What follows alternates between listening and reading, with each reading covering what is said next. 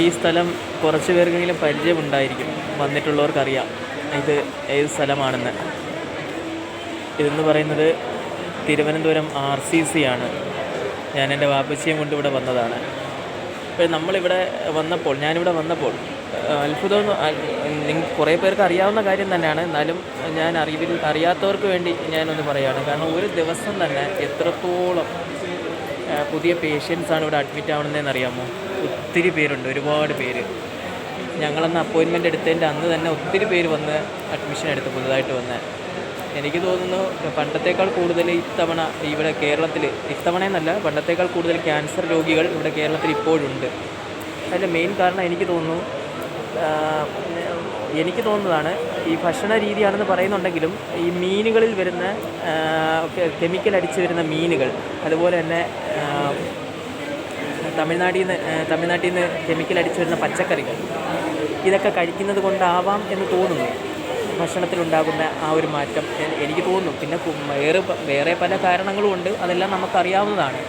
പക്ഷേ പണ്ടൊന്നും ഇല്ലാത്ത രീതിയിൽ ഈ ക്യാൻസർ സെൻ്ററുകൾ, അതുപോലെ ഡയാലിസിസ് സെൻ്ററുകൾ കേരളത്തിൽ കൂടുതലായിട്ട് വന്നേക്കുന്നത് കാരണം, ഈ ഡയാലിസിസ് സെൻ്റർ വരുന്നതിന് കാരണം എനിക്ക് തോന്നുന്നു ഈ പുറത്തു നിന്നുള്ള ഫുഡ്, അതുപോലെ തന്നെ പുറത്തുനിന്നുള്ള കെമിക്കൽ അടങ്ങിയിട്ടുള്ള വെള്ളം, ഡ്രിങ്ക്സ്.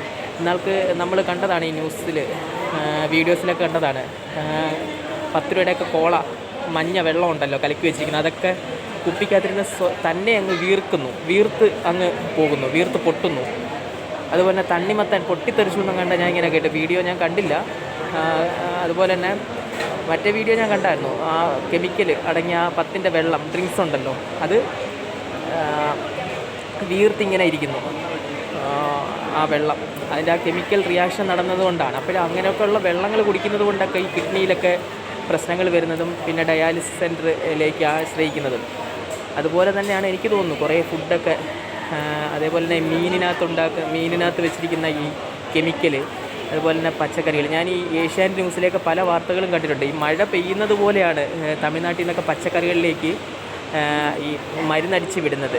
മഴ പെയ്യുന്നത് പോലെയാണ് അതിനകത്ത് അവർ ഒരു ലക്കാനോ ഇല്ലാതെയാണ് മരുന്നടിച്ച് വിടുന്നത്. അതുപോലെ തന്നെ പച്ച മുന്തിരിയൊക്കെ കേടുകൂടാതെ എത്ര ദിവസമാണ്. ഞാനിത് പറയുന്നത് നിങ്ങൾക്ക് ബോറാണെന്നറിയാം, കാരണം ഇത് നിങ്ങൾ കുറേ വീഡിയോസൊക്കെ കണ്ടിട്ടുള്ളതാണ്. പച്ച മുന്തിരിയൊക്കെ എത്ര ദിവസമാണ് കേടുകൂടാതിരിക്കുന്നത്. ഇതൊക്കെ വീഡിയോസിൽ നമ്മൾ കണ്ടിട്ടുള്ളതാണ്. ഈ കെമിക്കലിനകത്ത് മുക്കിയാണ് ഈ പച്ചമുന്തിരിയും അതുപോലെ തന്നെ ഫ്രൂട്ട്സ് ഐറ്റം പലതും മുക്കിയെടുത്താണ് ഇവിടെ വരുന്നത്. അപ്പോൾ അത്രമാത്രം കെമിക്കലുകൾ നമ്മുടെ ശരീരത്തിനുള്ളിലേക്ക് പോകും. നമ്മൾ പൊതുവേ പറഞ്ഞിട്ട് കാര്യമില്ല. നമ്മൾ കൃഷിയെല്ലാം നമ്മൾ ഉപേക്ഷിച്ച് പഴയ കാലഘട്ടങ്ങളിൽ നിന്ന് മാറി ഒത്തിരി മാറ്റം വന്നൊരു കാലഘട്ടത്തിലാണ് നമ്മളെല്ലാവരും ഇവിടെ ജീവിക്കുന്നത്. പക്ഷേ വീട്ടിലുണ്ടാക്കുന്ന ഈ ആഹാരം, അതുപോലെ വീട്ടിൽ കൃഷി ചെയ്യുന്ന കാർഷിക വിളകൾ, ഇതൊക്കെ നമ്മൾ കുറേയൊക്കെ യൂസ് ചെയ്ത് തുടങ്ങിയാൽ എനിക്ക് തോന്നുന്നു കുറേയൊക്കെ നമുക്ക് പ്രിവെൻറ്റ് ചെയ്യാമെന്ന്. നമുക്ക് കൂടുതലായിട്ട് ഇതിനെക്കുറിച്ച് പറയാൻ അറിയില്ല. എന്നാലും എൻ്റെ ഒരു പരിമിതമായിട്ടുള്ള അറിവ് വെച്ചുകൊണ്ടാണ് ഞാനീ പറയുന്നത്. പിന്നെ ഒരു കാര്യം, ഇവിടെ വരുന്നതിൽ ഒത്തിരി പണക്കാരുണ്ട്, പാവപ്പെട്ടവരുണ്ട്, പലതരത്തിലുള്ള ആൾക്കാരുണ്ട്. പക്ഷേ ഒരു കാര്യം മനസ്സിലാകുന്നത്, പണമുള്ളവനോ പണമില്ലാത്തവനോ, കറുത്തവനോ വെളുത്തവനോ, വിദ്യാഭ്യാസമുള്ളവനോ ഇല്ലാത്തവനോ എന്നൊന്നും ഇവിടെ ഒരു പരിഗണനയില്ല. ഈ അസുഖത്തിന് ആർക്കും വരാം.